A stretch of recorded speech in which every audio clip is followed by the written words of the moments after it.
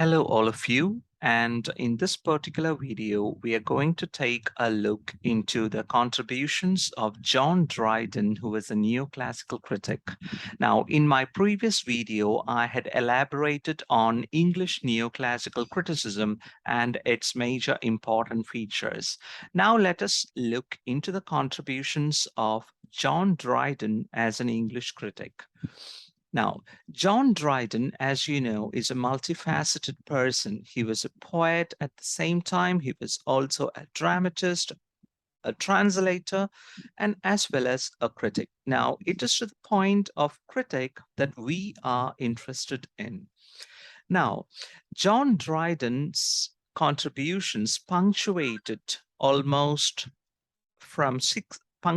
the era from 1660 to 1700s. And it is of no wonder that this particular era has been aptly called as the Age of Dryden. Okay, now let me focus into my presentation now. For that, let me present my screen. All right, give me a second. So here is my presentation, and let us focus on this presentation alone.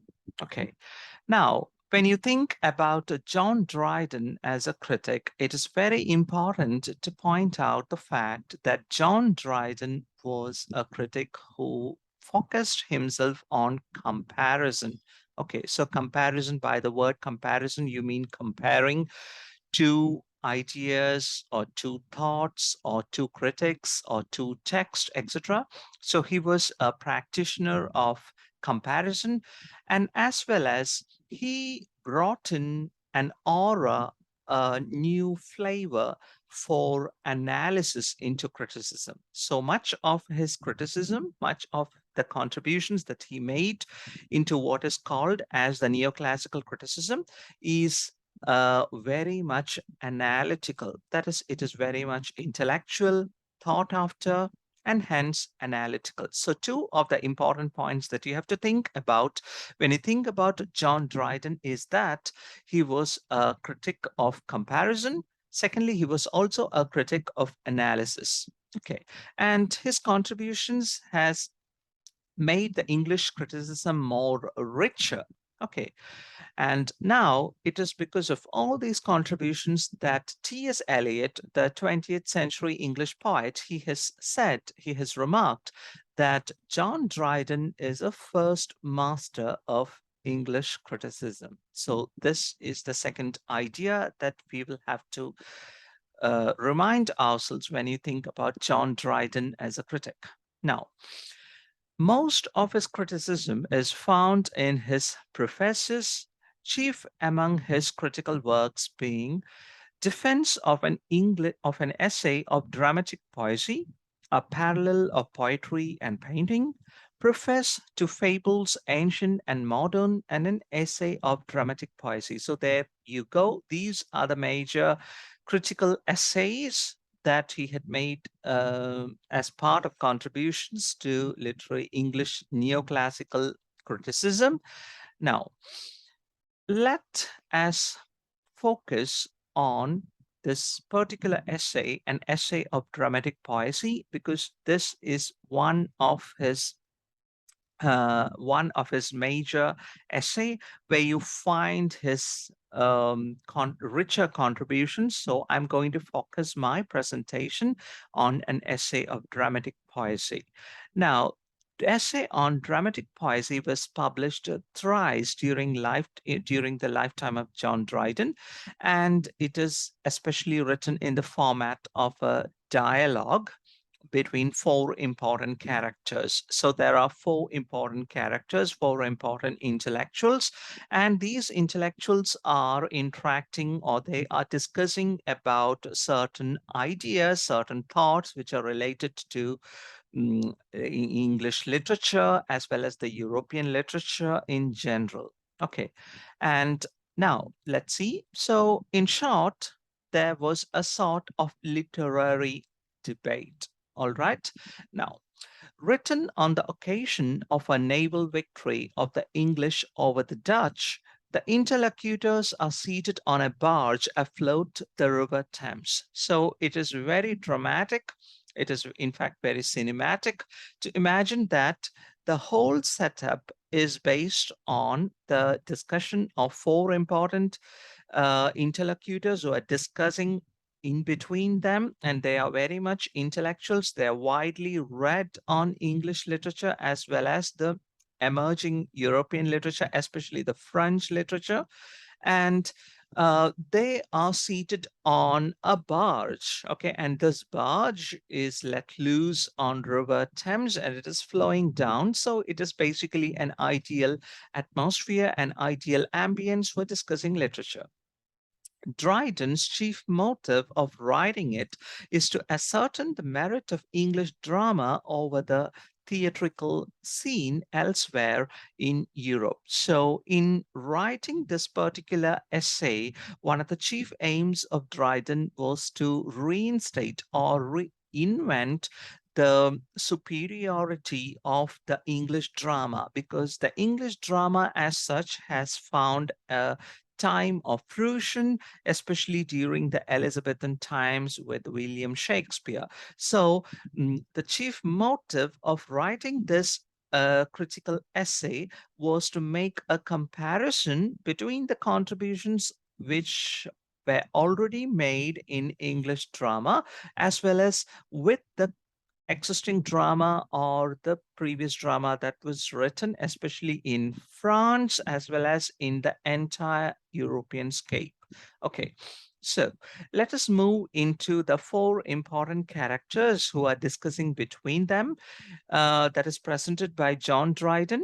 So let us read. The characters presented in it are real people. So there are four important people, and um, let me tell you that John Dryden, they were intended them not to be fictional characters, but they took fictional names. They were given fictional names, imaginary names, but they stand for real people. Who were these real people? Lycidius, Critic, Eugenius, and Neander. It's very important to note that Neander is John Dryden himself, and John Dryden presents his thoughts on English drama using very punctuated statements through Neander. And the rest of the characters include Lycidius, as I had already said, Lycidius, Critic, Eugenius. Okay, so Lycidius represents Charles Sedley. Critic stands for Sir Richard Howard. Eugenius stands for Charles Sackville. Okay, and Neander stands for John Dryden. So all that we are meant to discuss is about the Neander's point or John Dryden's point of view on English drama and how and why it is more superior to the dramatic performances or creations that were made in rest of the Europe, especially in France. Now, let us continue. So here are the four important precepts that punctuated this essay. The discussion was primarily based on these four major ideas. Number one, are the modern poets as good as the ancients? Are the current English poets or the current poets, are they as good as the ancient poets? By the term ancients, we mean the poets of the ancient Greco-Roman times. Secondly, are the contemporaries as good as the Elizabethans? The second point is that are the contemporary poets, are they good in terms when in comparison with the Elizabethan poets? So the Elizabethan era was a literary era which just preceded the neoclassical era, and hence there is a sort of comparison made between the present era, that is the era of the John Dryden, with that of the era of the Elizabethan era. And thirdly, are the English drama as good as the French? So there is a basic comparison between the English drama and the French drama. And fourthly, which is the right choice for the drama? Is it the rhyme or is it the blank verse? So should we use rhyme or blank words. So rhyme is very metrical. It is very measured. Okay, it is rule bound, or while on the other hand, blank verse is primarily used in poetry, which and blank verse does not follow any sort of rules. Then this is why it is called, it does not have rhyme, rhythm, or meter, and this is why it is called as blank verse. Okay, verse which does not follow any sort of rules, right? Now, let me continue into the discussion that is said in the essay. In the beginning, Dryden makes it clear that his purpose is to vindicate the honor of the English writers from the censure of those who unjustly prefer the French before him. So, in the beginning itself, Neander makes it a statement that the reason why he is writing this essay, or the reason why he is conducting this discussion, is because of the fact that he wants to defend the honor of the English writers, especially the English dramatists, and he tries to defend them against the French. Okay, the French neoclassicists, I already had discussed in the previous video. The French neoclassicists were stricter enough, and they strictly followed the rules. And as you can see, in the case of Shakespeare, Shakespeare never observed the rules. Okay, and so he was trying to defend the writings, especially the drama of Shakespeare. Okay, now let me continue to read and discuss. He makes use of Johnson's play Silent Women in order to build up a case of the English tradition. So he is very proud of the fact that Johnson, uh, who lived during the time towards the end of the Elizabethan era, he had written this wonderful play, Silent Women. And Silent Women is a perfect example of the English tradition of a drama, which, because it follows all the classical unities, the unity of time, place, and you name it, it follows all the three classical unities. And hence, he makes it a perfect standpoint to witness Johnson's play Silent Women. He is generous enough to accept the superiority of the Elizabethan dramatist. Moreover, his liberal sense is proved as he favors a mixing of tragedy and comedy as tragicomedies, but he favors Shakespeare. Yes, Ben Jonson might have been this great intellectual who had studied all the neoclassical norms of writing a drama, but he says it's as well good to mix tragedies and comedies, because according to the neoclassical rules of creating a drama, if you're creating a tragedy, it has to be a pure tragedy. If you're creating a comedy, it has to be a pure comedy. But here, this particular neoclassicist, this Dryden, our Dryden, who was such a great lover, ardent lover of classical literature and classical norms and rules, he says that it is perfectly okay to mix tragedy and comedies, and thus he is defending Shakespeare, who had mixed tragedies and comedies. And he, in fact, rejects the Aristotelian unities, because remember, Aristotle, in his definition of tragedy, had talked about the unity of action, time, place, etc. And John Dryden says that it is perfectly to disobey these rules. All that is mattering in a drama is aesthetics, and William Shakespeare's plays and our English plays have it. And so he justifies the use of all these. Okay. Now, making a comparison of the ancients and the moderns, he upholds a traditional view of regarding the ultimate end of literature. Moreover, he reinstates the use of ancient literature as a criteria for standards of judgment. However, he says that the ancient literature is par excellent. They are models, they are litmus papers with which you can test the contemporary literature. So they will have to remind the supremacy of the classical works is not to be put into a question. They are great indeed, but they will have to be used as norms, as quality standards with which you can measure the writings of the contemporary literature. So he says that the ancient literature is superb, they are great. Now, these are the four ideas that you must keep in mind in general when we write about or when we discuss about this particular essay by John Dryden. Now let us discuss into the Dryden's estimate of Shakespeare, as he says. Now, I hope the four of the above questions have been answered. Are the modern poets as good as the ancients? He says, yes, the modern poets are good as the ancients, but the ancient poets are to be revered because they had set the standards and they will have to be revered. Are the contemporaries as good as Elizabethans? Yes, he says. And are the English drama as good as the French? Yes, the French might have been obeying the rules, but we still have Ben Jonson, who has written these classic dramas which follow the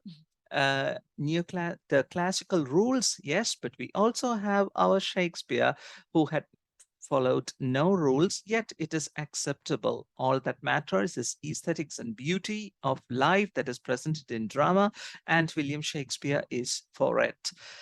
And towards the last question, I'll be discussing towards the end of this video about the last question.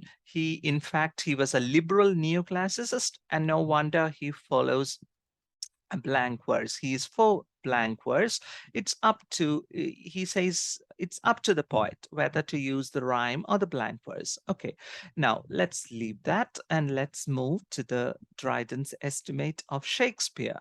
Okay, so what did he say about Shakespeare? I had already said that from the previous discussions that he had said, we gets a hint that he is favoring William Shakespeare, and it is to the great advantage of John Dryden. We revere John Dryden because of the fact that, after the Elizabethan age, there was the rule of Charles I, and then monarchy was, shattered with the coming of the Puritan age. And during the Puritan age, all the Shakespearean theaters were shut, and reading of Shakespeare itself was considered to be a taboo in England, and Shakespeare for some time was forgotten. But now it is to the credit of John Dryden that he reinvented William Shakespeare through his criticism. And this is why we respect John Dryden for reinventing William Shakespeare. What does he say about William Shakespeare? William Shakespeare was a man who, of all modern and ancient poets, is the largest and most comprehensive soul. Yes, this is the exact phrase that he uses. Most comprehensive soul, because this man has the greatest soul to observe the world and reproduce all the findings that he has made in his life in his dramas. So he is such a great observer. He is just a superb philosopher, and he has got a comprehensive soul, an eye to see the life. And Dryden accuses those who had criticized Shakespeare for the want of learning, for Shakespeare was naturally learned. He needed not the spectacle of books to read nature. He looked inwards and found her there. So also John Dryden, as you know, he was a widely read classical critic, neoclassical critic, and he pronounces the judgment. He says that he is totally at odds with those people who had criticized Shakespeare for not having got or received any kind of formal education or even the university education. Now, Shakespeare might not be well read, but yes, he was a great human being. He was a great observer, and this made him produce the greatest writings in English literature. And he has this greatest eye to observe. So he says to move into the exact quote of John Dryden, he needed not the spectacle of books. Shakespeare was such a learned man, was such a great soul that he needn't read books to gain knowledge. And if at all he wanted to know about life, all that he had to use was his eyes to observe the world and also think about it, ruminate about it, and reproduce it with his great philosophy through his great dramas. So William Shakespeare is such a great man, says John Dryden. And now let's go into Dryden's estimate of Ben Jonson, because Ben Jonson was a great dramatist, and he followed the classical rules and norms. So he also praises Ben Jonson, comparing Ben Jonson with Shakespeare. So there were many critics who favored Ben Jonson because Ben Jonson followed the norms, the classical norms.